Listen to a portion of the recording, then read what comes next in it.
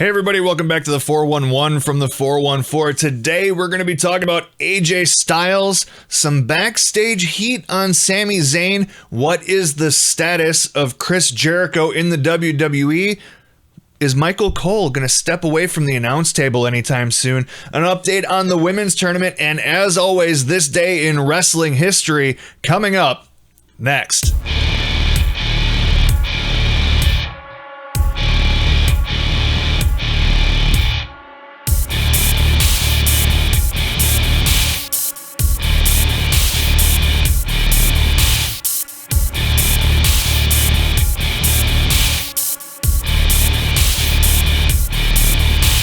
All right, hey everybody, welcome back to the 411 from the 414. My name is Rusty. It is January 20th, 2017. This is the news we've got for today.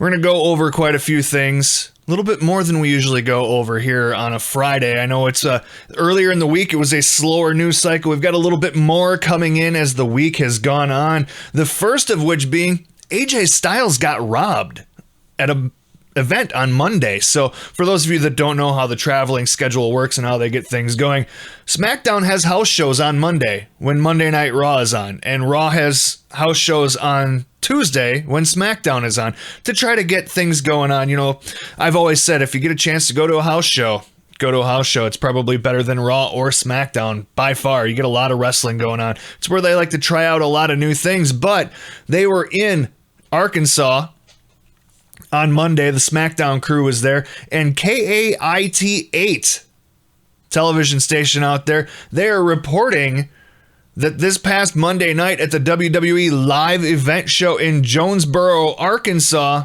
AJ Styles was the victim of theft while he was wrestling in the main event of the show. Someone stole his stuff while he was in the ring. Styles reported to the Arkansas State University Police that his black bag was stolen and that the bag contained $1,000 in American currency, $7,000 in Japanese yen, his iPhone, a set of Beats headphones, a small screen TV, an Xbox 360, and several games. So it sounds to me like he had a games case. If you don't know what those are, it's got the built-in TV. You put your Xbox in there. You can carry your games in it. Sounds like he had his iPhone, headphones, all sorts of stuff in there. Not a good start to the week for AJ Styles. He does like to play video games. He's been on Up, Up, Down, Down before. We've seen him backstage talking about 2K17, all that kind of stuff. The theft right now, currently under investigation. We'll have to find out more as time moves on. But we move on to Sami Zayn. Sami Zayn's got some heat on him right now. And if you saw this past Monday's segment with Sami Zayn, where he's backstage with Roman Reigns and Seth Rollins, we all thought it was really bad. Like, it wasn't a good segment, and it looked really bad. So Wrestling Observer Newsletter is saying that apparently there's some actual heat on him right now, and that is why they booked him to come off as a big loser on Monday Night Raw in the backstage segment with Seth and Roman. The segment was specifically written to bury him. Why? Why would they go into that? So Meltzer didn't go into a lot of detail on why he has heat, but there's speculation out there that it could be because of a tweet he sent out over the weekend. Now, what happened this past weekend? We had the UK tournament. The UK tournament went on. If you didn't see it, go watch it. Great tournament. Day one, kind of a bore. Day two, yeah, man. But during that, WWE posted a clip on the WWE UKCT account. That is the official account for the WWE United Kingdom Championship. They posted a clip of HC Dyer doing his version of the Blue Thunder Bomb from day one of the tournament. And Sami Zayn didn't seem too thrilled with it and referenced it on his own Twitter account and said, why imitate when you can create? And quoted the clip. That brought out somebody saying something that you wouldn't have expected. A guy by the name of TJ Wilson. You better know him as Tyson Kidd, Natalia's husband. He reported back, "You created the Blue Thunder Bomb?" Does Akiyama know this? Now, for those of you that don't know, a lot of people have used the Blue Thunder Bomb before Sami Zayn. Sami Zayn just is one of the more notable to do it, but Akiyama is the guy who invented the move. Tyson Kidd decided to bring it up, and there was another tweet from Tyson Kidd, who was replying to a fan on Twitter that said Zayn's comments may have been taken the wrong way.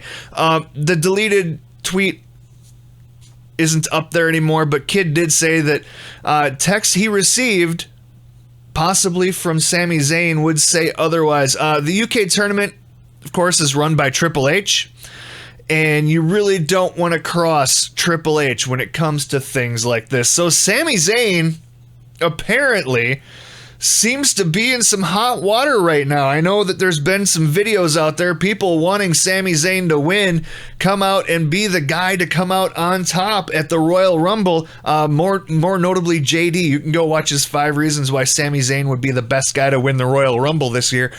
Go check that out on his channel after this video.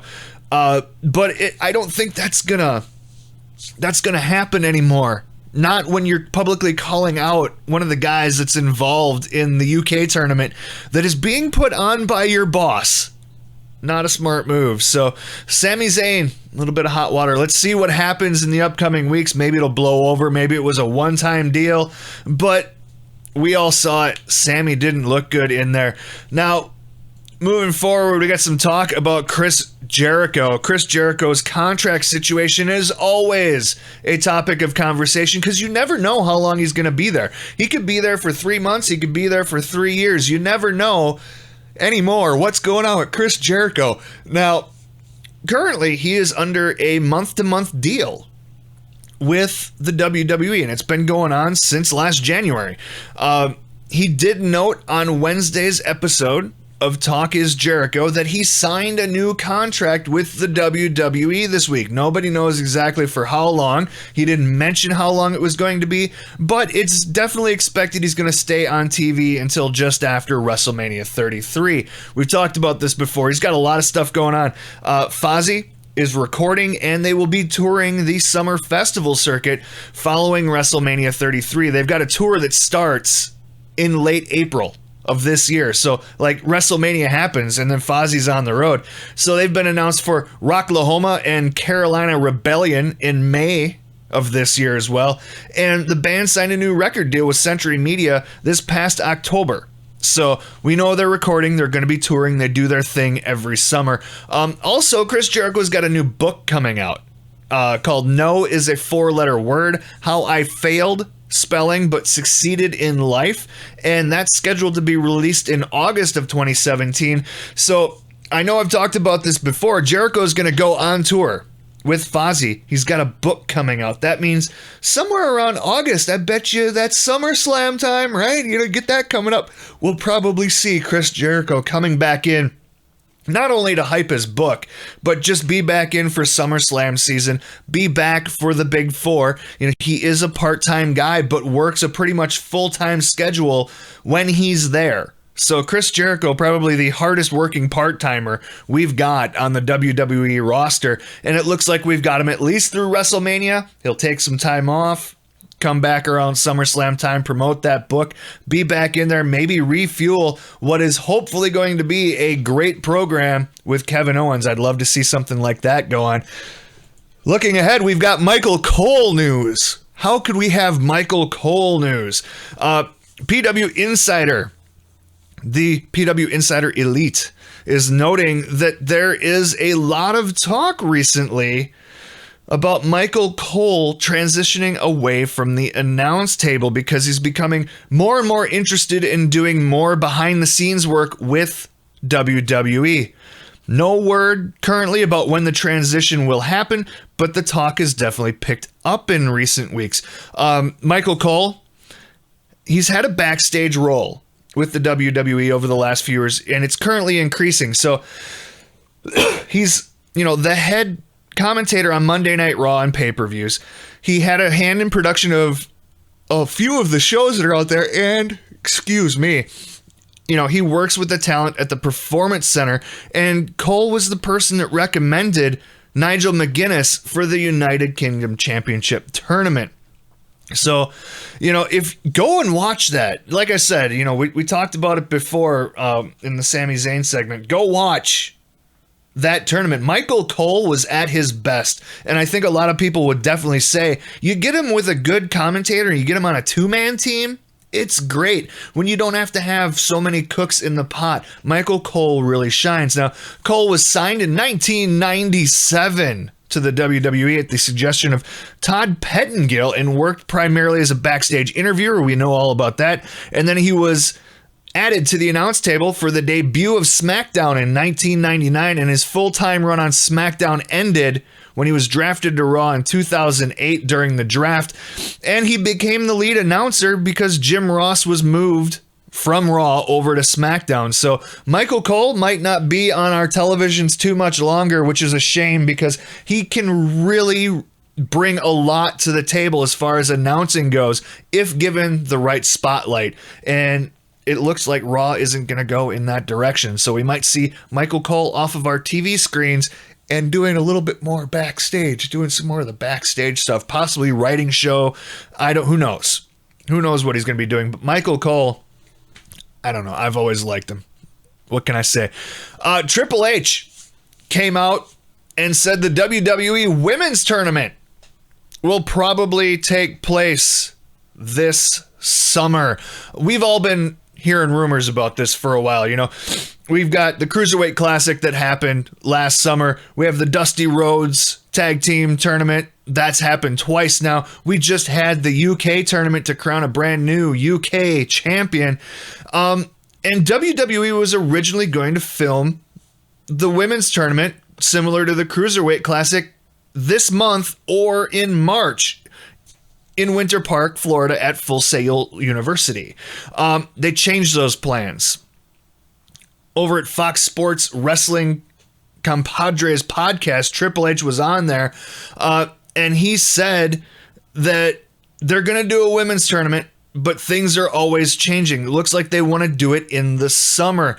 They're interested definitely in using women like Nixon Newell, Heidi Lovelace, Kimber Lee, Deonna Purrazzo, who was La Luchadora the last few weeks, and Rachel Ellering in this tournament. They're scouring and trying to find women to be part of this tournament. So they're pushing it back a little bit. It sounds like they don't have all the pieces in place.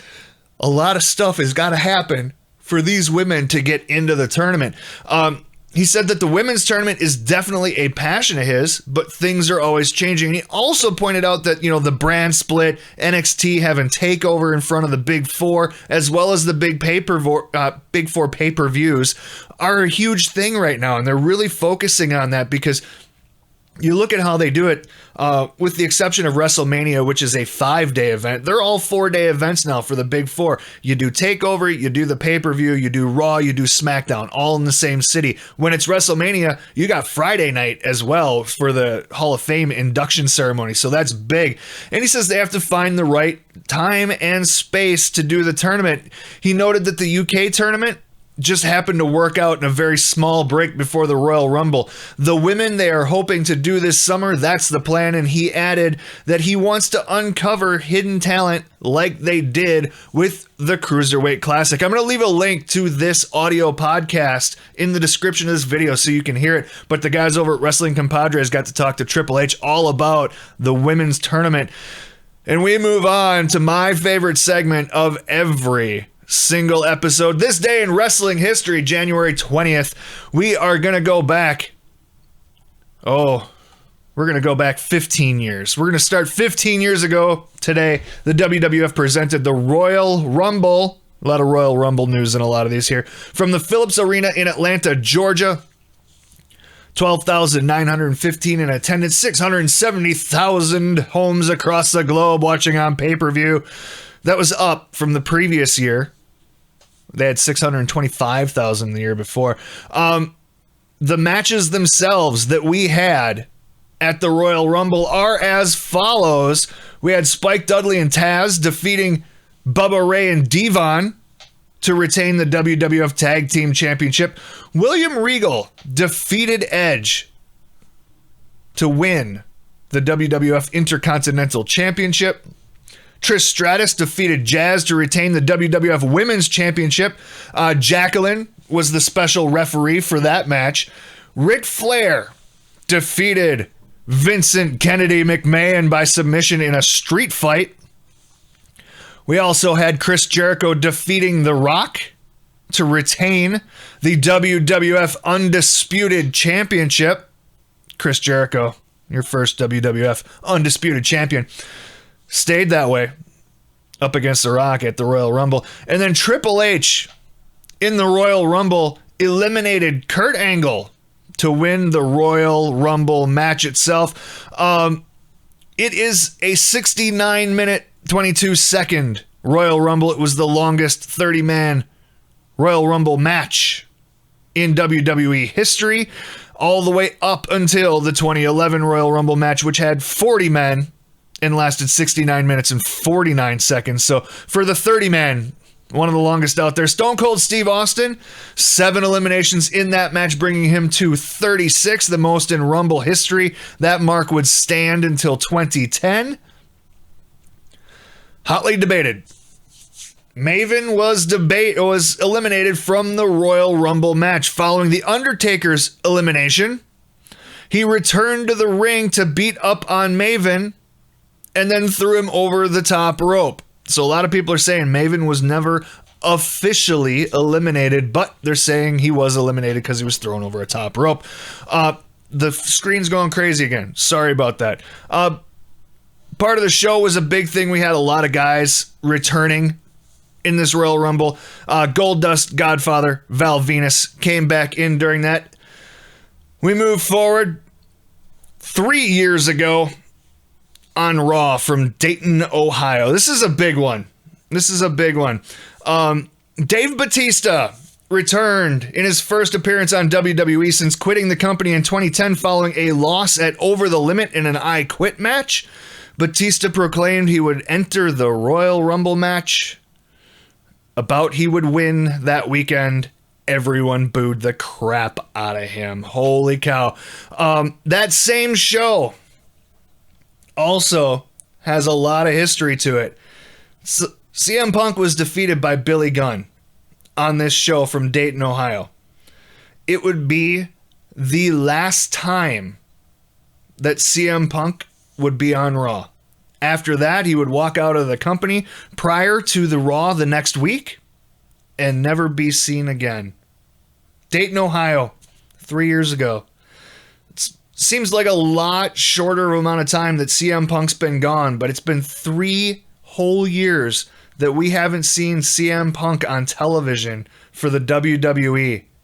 I know we'd all want him back. I know I would. But that's what we've got for this day in wrestling history. As always, check back on the channel every Wednesday, Friday, and Sunday for the 411 from the 414. And if you want earlier access to this show, all you got to do is check out the Patreon link in the description of this video down below. You can get in for as little as $1 a month. You'll get early access to the 411 from the 414. There are perks at the $2 and the $5 range as well, so check those out while you're over on the Patreon page. And until next time, don't forget to hit the like button. Don't forget to subscribe if you're new here. This is Rusty.